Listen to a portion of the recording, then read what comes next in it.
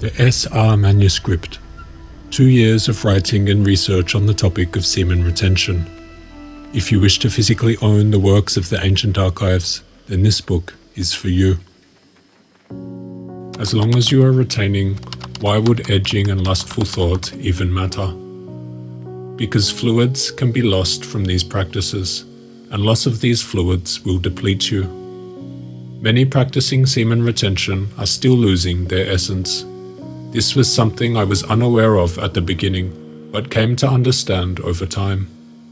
The depletion of energy does not start at the act, it starts at the thought. I initially assumed edging and lustful fantasy to be largely inconsequential, as long as sexual energy was avoided.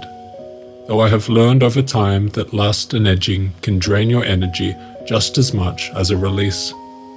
I wonder how many are on semen retention, but in their times of solitude are still edging and thinking lustful thoughts. Perhaps even looking at stimulating material from time to time. It is not wrong if you are retaining but still hooked on these practices. In fact, I would assume you are in the majority here. But it is important to know exactly how these practices can drain you. The first stage of retention. That is, retaining your semen but still edging and fantasizing. Even though you are successfully retaining, you may find it near impossible to keep the feelings of lust at bay, and as a result, edging may occur.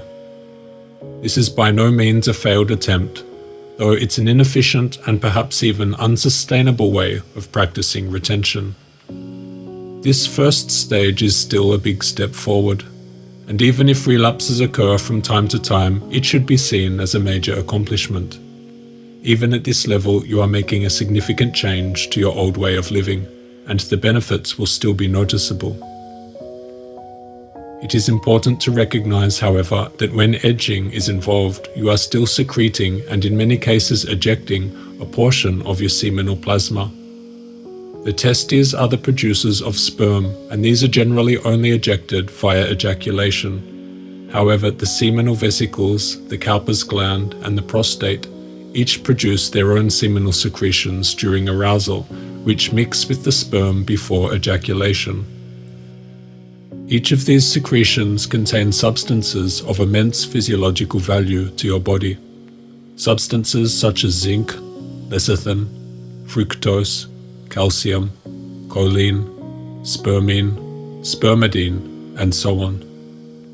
When one is constantly exciting themselves for a prolonged period, retrograde ejaculation often occurs, in which the semen enters the bladder and is excreted out during urination or defecation.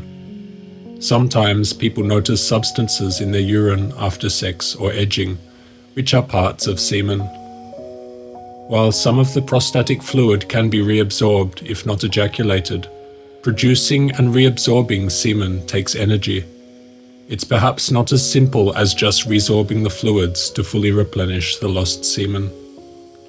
If you are still edging on retention, you are still secreting and perhaps losing some amount of semen, and thus it is more accurate to say you are doing sperm retention rather than semen retention, as semen retention would imply all components of the semen are being preserved, that is, the seminal plasma as well as the spermatozoa.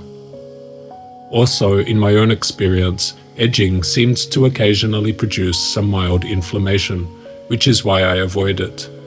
I'm not sure if that is the case for anyone else, that is just from my own experience. The next level of semen retention is refraining from ejaculation and edging, but still engaging oneself in lustful thought.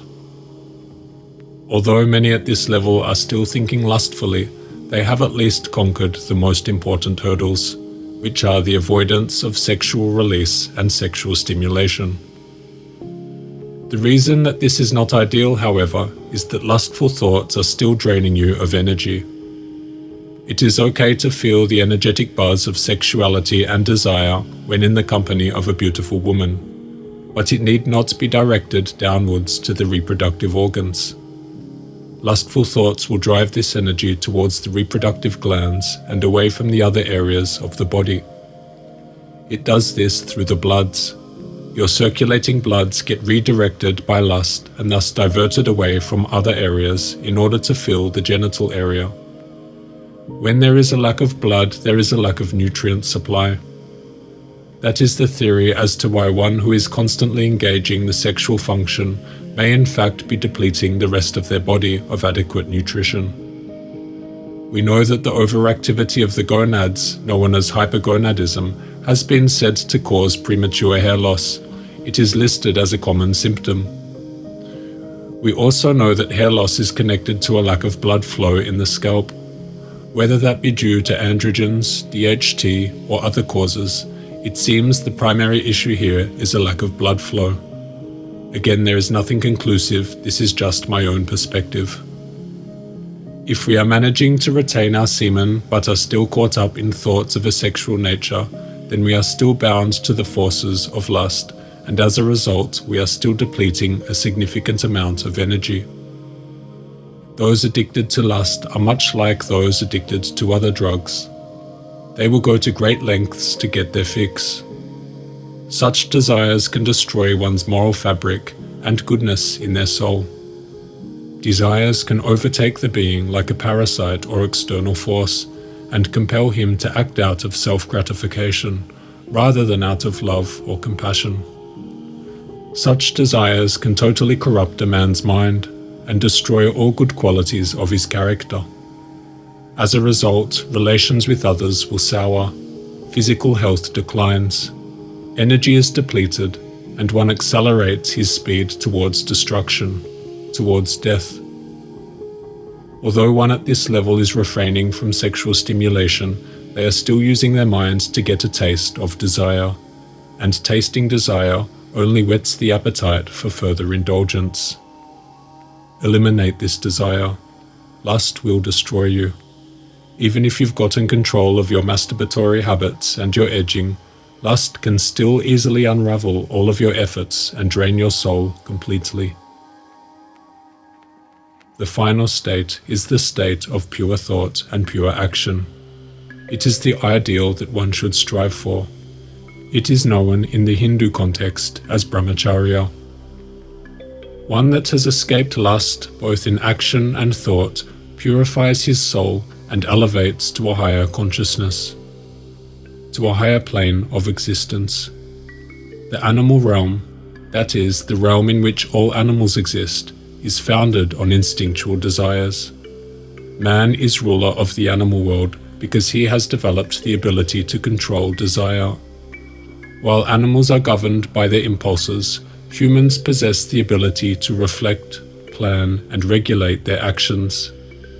This control over primal instincts allows humans to build societies, create civilizations, and shape the world around us, setting us apart from the rest of the animal kingdom.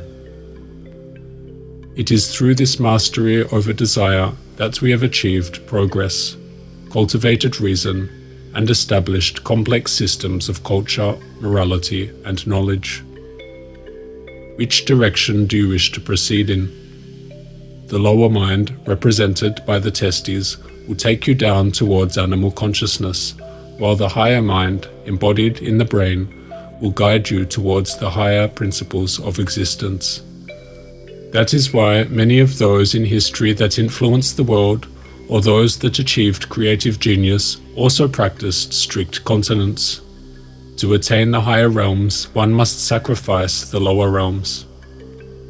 Brahmacharya is understood to mean control over the sexual organs and the prevention of seminal discharge through complete control over the sexual instinct and sexual organs.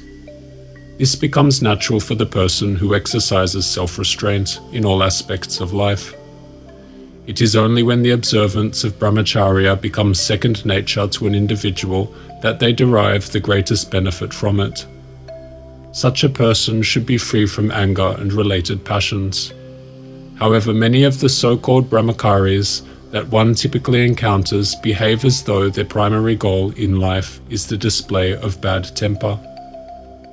One notices that these individuals often disregard the fundamental rules of Brahmacharya, focusing solely on preventing seminal discharges, yet they fail to achieve their goal. Some may even develop a sickly appearance or show signs of mental instability. While some may manage to abstain from sexual intercourse, they mistakenly believe that this alone constitutes Brahmacharya.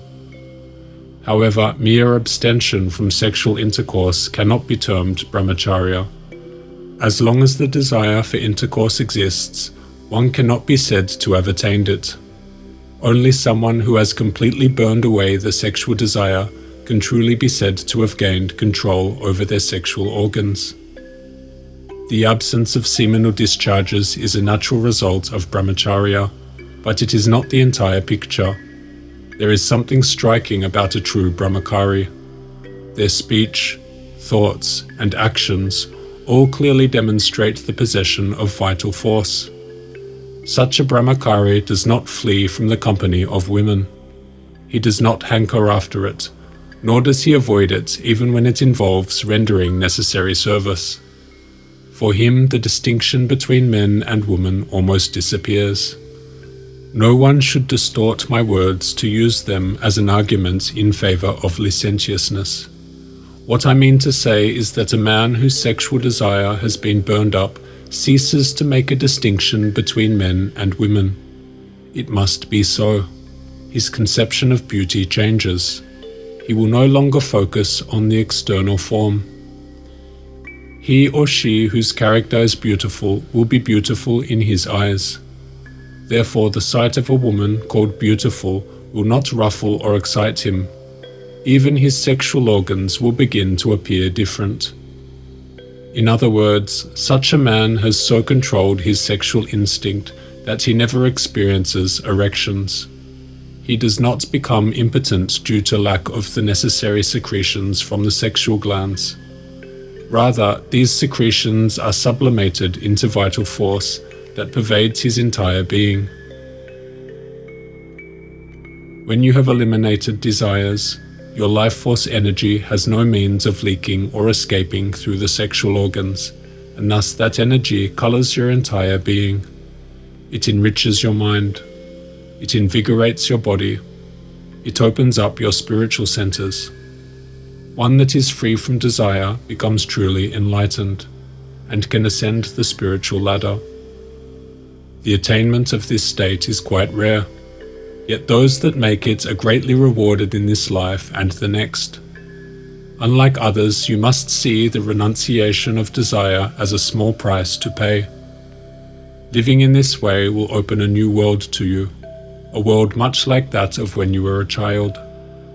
This is the final state of retention that one should aim for.